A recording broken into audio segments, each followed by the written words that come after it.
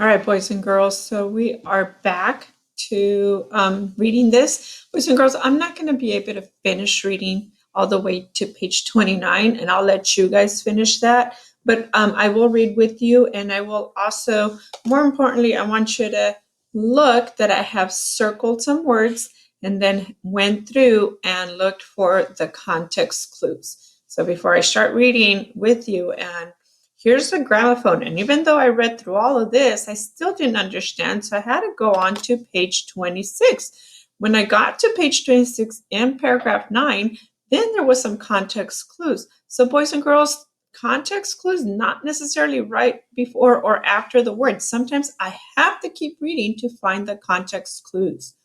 Here's some more words that I thought might have been difficult, but as I read on, and even with the pictures help me understand, and some of the captions, they help me understand also what these words might mean. Okay, boys and girls? So I can use my tools to not just look at the words in the paragraph, but also the words in the captions to help me understand what these things might mean. Okay.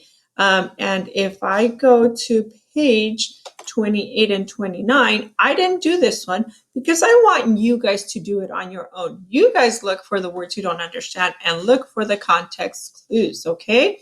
And remember, your goal is to go here, cut these pictures up, and then glue them next to the definition that best fits it, okay, boys and girls? So let's go back to where I left off, and I'll help you read until the video ends, but you guys are going to have to finish reading on your own, okay, boys and girls? Thomas Edison developed the phonograph in 1877. It opened up a new world for music lovers. Edison was quite proud of his new invention. He showed it to the staff of Scientific American magazine in New York.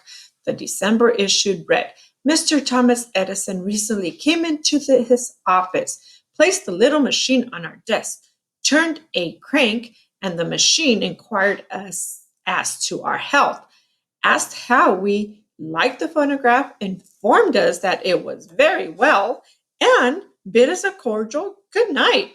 Newspapers and magazines reported this story. Interest in Edison's invention soared. So if I didn't know what the word crank meant, boys and girls, can I look here? Can I look at the picture? Can I use the picture to figure out what the word crank means? Something I have to turn, right? Thomas Edison believed that everyone in America would want to have a phonograph machine. They would buy and listen to music in their homes. Unfortunately, the tinfoil did not last long, so the music could be played only a few times. Edison knew his phonograph needed improvement. I wonder what that word means. At the time, he was also busy trying to invent a better light bulb. While Edison worked on the light bulb, other inventors such as Alexander Graham Bell and Charles Sumner Tainter improved Edison's phonograph. They replaced foil cylinders with cylinders made of wax. This made the sound much clearer. So improvement, much clearer, make better. I wonder if that means that I am going to get my invention and try different things to make it better, improve. Just like when you're improving in reading, boys and girls, you have to do one thing again and again to get better. And that might be what I'm using the context clues. I'm using some information I already know to figure out what the word means.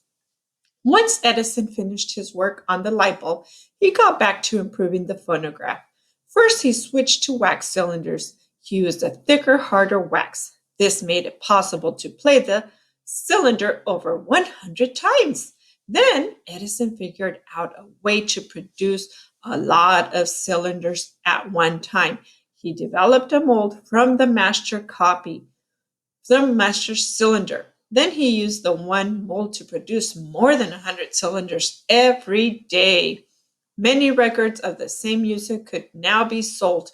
The cylinders were less expensive, so more people could afford to buy them. All right, boys and girls, finish reading the story on your own. And again, go through and look at